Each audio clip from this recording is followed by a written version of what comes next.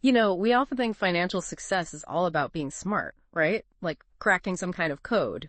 Like it's an IQ test. Exactly. But what if getting good with money is actually, well, less about brains and way more about how we behave, our kind of impulses and habits? That's a really interesting way to put it, and it totally nails the core idea in the material you sent over. These bits from the psychology of money, they argue pretty strongly that how we act, how we react emotionally to money, that's often way more important than pure smarts. Right. And that's what we're digging into today, especially for you, the learner. You want the deep understanding, but, without getting swamped. And these sources, they really pull back the curtain on the psychological stuff that drives our money decisions. Yeah, those hidden forces. So our mission here is to unpack those key behavioral insights, how our own past, our emotions, how they shape our financial lives in ways we might not even realize. We're mostly looking through the lens of Morgan Housel here. Okay, so where do we start? Well, the first thing that jumps out, I think, is just how hard it is to actually do the right thing with money, even when you know what it is.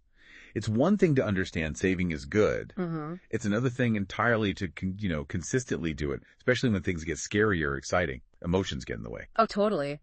The book kicks off with this kind of wild story. This super smart, successful executive in a fancy restaurant apparently just smashes a $500 lamp for no real reason and then just throws down $5,000 to pay for it. Like, wow. That's impulsive. Right. And that lack of control, that impulse, it feels more significant when you learn the same guy eventually went broke. Completely broke. See, that makes you wonder, doesn't it? Is intelligence really the key ingredient? Mm-hmm. Or is it something else, like self-control, humility, maybe? It's such a stark image. And then you compare that to the other story, Ronald Reed. The janitor. Yeah, the janitor, gas station attendant. Yeah. Lived super simply. Apparently he even hitchhiked sometimes. Not the guy you'd pick out as a millionaire. Not at all. But what did he do? He just saved consistently, invested quietly for decades, and ended up leaving like millions to charity when he passed away. It's incredible. It really shows the power of just sticking with it. Compounding habits, not just money. Doing the boring stuff over and over. Exactly. And it flips the script, right? We focus so much on complex strategies, market timing. Yeah, the technical stuff. But maybe the real skill is managing ourselves. Our fear, our greed, our impatience. Like the author says, it's less like physics with neat rules. And more like psychology. Messy, emotional, nuanced. Okay, so if behavior is key, where does that behavior come from? The book argues it's really rooted in our personal history, like profoundly. That makes a lot of sense. Everyone's got their own unique money story built from their own experiences. Nobody sees the world the same way financially. Think about it. Someone who grew up really poor versus the kid of a wealthy banker. Their whole attitude towards risk, towards saving, towards what money means, it's going to be worlds apart. Totally different universes. Or someone who lived through crazy high inflation, like in the 70s. Right. Watching prices shoot up. That experience gets baked in, doesn't it? They'll likely view stability and debt completely differently than someone who only ever knew low, stable prices. They just won't have that same gut-level fear of inflation. Or imagine being a stockbroker during the Great Depression, seeing fortunes just vanish. Yeah. Compared to maybe a tech worker in the late 90s dot-com boom, very different lessons learned about markets. And it's not just history, it's geography too. Like, the book mentions Australia. They haven't had a recession in, 30 years? Something crazy like that. Their collective experience is just different from, say, an American who's seen several downturns. It's kind of mind-blowing when Housel points out that our own tiny slice of experience, like statistically almost nothing compared to all of financial history. Like a grain of sand on a beach. Yeah, that tiny slice can dictate something like 80% of how we think the entire financial world works. It's wild. It is wild. And, it's not just guesswork. There's research on this. Economists, Malmendier and Nagel, they looked at decades of data and found that people's willingness to invest in stocks, for example, was heavily tied to the stock market returns they experienced in their own lifetimes, especially when they were young. Not their education, not IQ, just what they lived through. It's that availability heuristic, right? What's vivid in our memory feels more important. Exactly. And even the big shots admit it.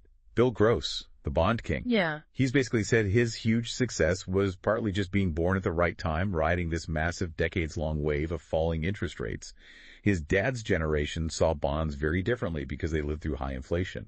It's all about that personal lens. Like the inflation example again, someone who was young in the 60s saw prices triple in a decade. Imagine that. Gas lines, everything costing more.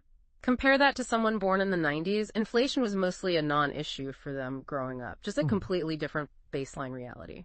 And it's not just broad trends. Even within one event, like the 2009 recession, the experience was so varied. National unemployment hit maybe 10%. Which is bad enough. But for, say, young black man without a high school diploma, it was nearly 50%. 50. While for older, college-educated white women, it stayed around 4%. Those are just different planets, economically speaking. And think historically the extremes. Germany or Japan after World War II, their markets just devastated. Cities bombed out, industry gone. Compared to the U.S. market, which actually doubled during the war, how could people from those different backgrounds possibly have the same core beliefs about investing and risk? You just can't. Which leads beautifully into this next idea.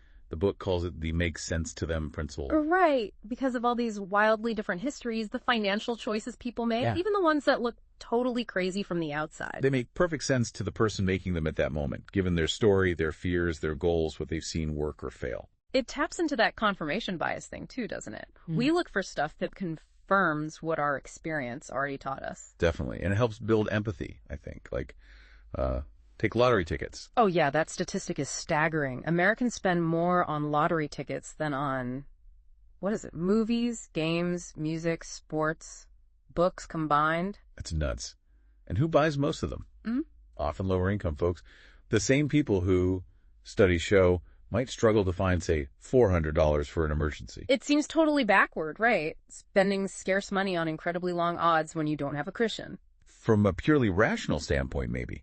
But if you try to see it through their lens, well, maybe for someone feeling stuck, with few paths to significantly change their circumstances, that lottery ticket isn't just a ticket. It's hope, a dream. Exactly. It's buying a dream, as Housel puts it. A tangible chance, however tiny, at a completely different life.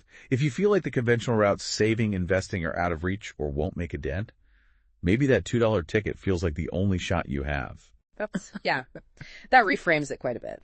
It's easy to judge when you feel like you have other options available. Precisely. And you could apply that logic elsewhere, too. Like you said, holding a losing stock way too long because you remember when it tripled. That past success makes the current hope make sense to you, even if objectively it's a bad bet now. Okay, so our past shapes our view, and our choices make sense to us based on that past. But there's another layer here, just how new a lot of this financial world actually is. That's such an important point. We kind of act like retirement planning, 401ks, index funds, like they've always been around. But they haven't. Not even close. Right. This whole modern landscape of personal finance is surprisingly young. And that newness itself probably influences our behavior, creates anxiety, maybe leads to mistakes because we're all still figuring it out. Like Social Security. The book notes the average check for retirees didn't even cross the equivalent of $1,000 a month until the 1980s. And before the late 60s, poverty rates for the elderly were sky high. Over a quarter lived below the poverty line. So the idea of a comfortable, self-funded retirement isn't some age-old tradition. Not at all. And that myth about everyone having a pension back in the day? Also not really true. In 1975, only about a quarter of seniors got any pension income. And it usually wasn't that much. There's a quote from the NY Times in 1955 saying, people talked about retirement, but almost nobody was actually saving seriously for it. Wow. So this whole expectation that we are primarily responsible for funding our own decades-long retirement through personal savings and investments, that's really only taken hold properly since, the 80s? Pretty much. And look at the tools. The 401k, invented in 1978. Still relatively new. And the Roth IRA, that's from 1998. It's barely old enough to drink.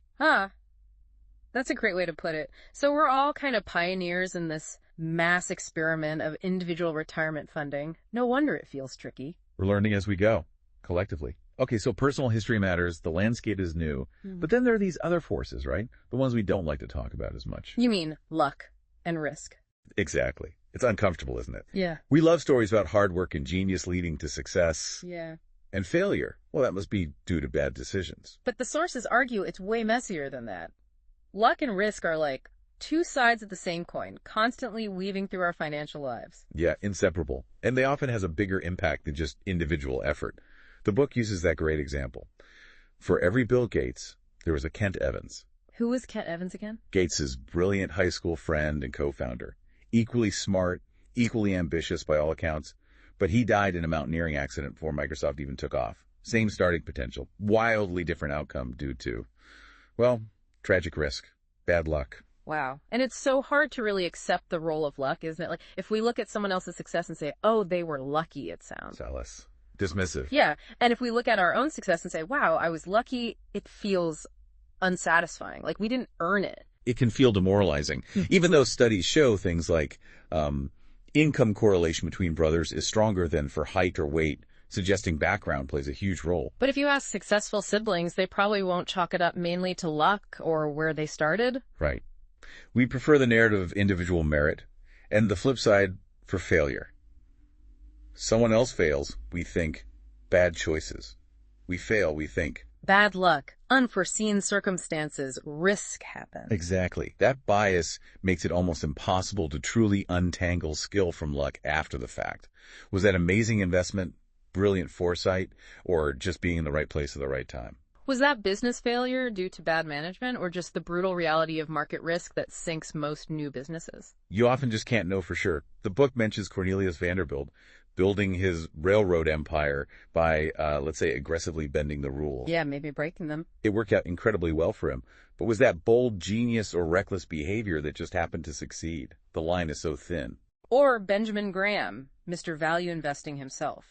His single best investment ever, Geico, apparently violated his own diversification rules. Right. Was that a moment of inspired insight that transcended his rules, or just a really, really lucky bet? Even he seemed unsure later on. So if success is a lousy teacher, as Bill Gates said, because it can make you overconfident, ignore the role of luck, then failure can be a lousy teacher too, right? It can make you think you're terrible at something when maybe you just ran into the unavoidable reality of risks. Precisely. Which is why Housel emphasizes structuring your finances so you can survive the inevitable risks and setbacks. Stay in the game long enough for the odds, maybe, to work in your favor. Don't get wiped out by one unlucky event. Which kind of leads us to the final big theme, this idea of enough. Ah, yes.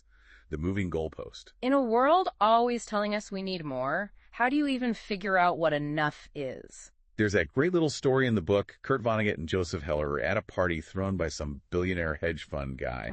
And Vonnegut points out, you know, that guy probably made more money yesterday than your novel Catch-22 earned in its entire history. Ouch. What did Heller say? Heller's reply was perfect. Yes, but I have something he will never have. Vonnegut asks what Heller says. Enough. Wow. Just enough. That hits hard. It really does. Yeah. Because that chase for more, just for the sake of more, it can be a trap.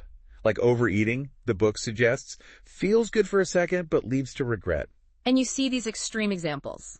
Rajat Gupta, head of McKinsey, board seats everywhere, already incredibly wealthy and respected. Bad everything. And still throws it all away for illegal insider trading, chasing even more money he didn't need. Or long-term capital management. Nobel Prize winners, Wall Street veterans, already rich beyond measure. Yeah, the smartest guys in the room. And they leveraged themselves to the hilt, risking everything they did have and need for gains they absolutely didn't need.